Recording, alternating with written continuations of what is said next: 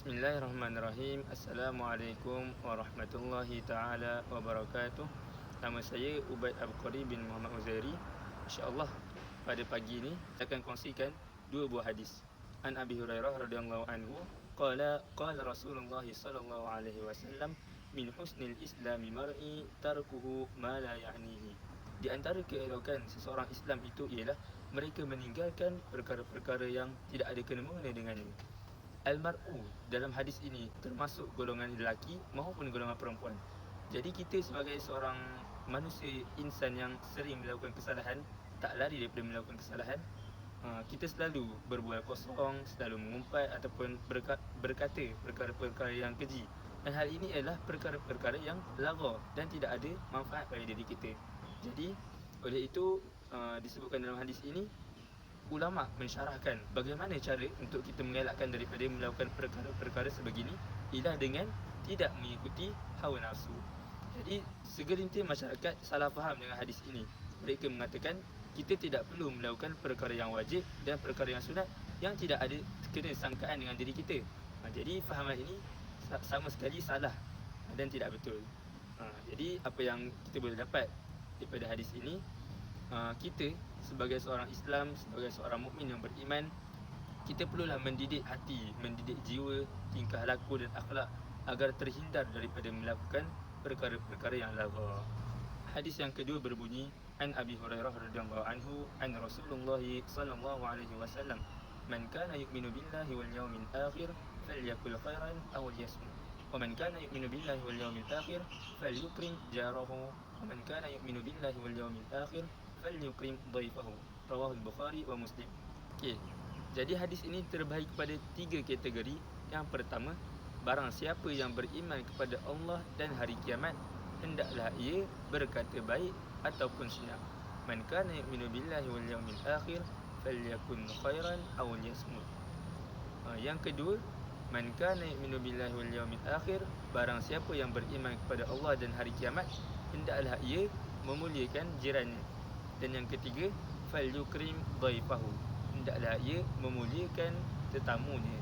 Mulut kita ni, kalau boleh, setiap apa yang kita keluarkan daripada bicara kita ni perlulah sentiasa memberi manfaat kepada diri kita ataupun orang lain.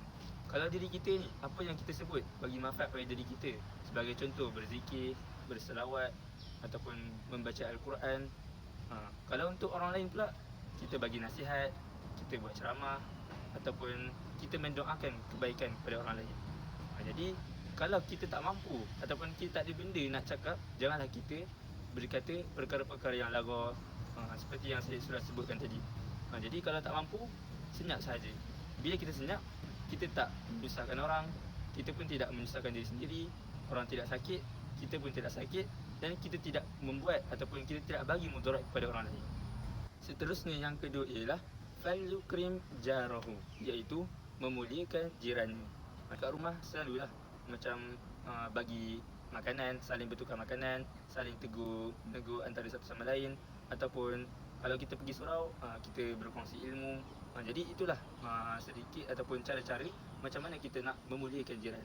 Bukan kita ni hanya duduk dalam rumah, buat kering di dalam rumah, tak tegur, malah ada juga yang tak kenal.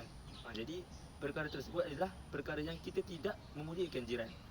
Sebagai seorang Muslim yang patuh akan syariat Islam, sebagai seorang hamba Allah, kita perlulah sentiasa tolong menolong ataupun saling bantu memudahkan kerja jiran.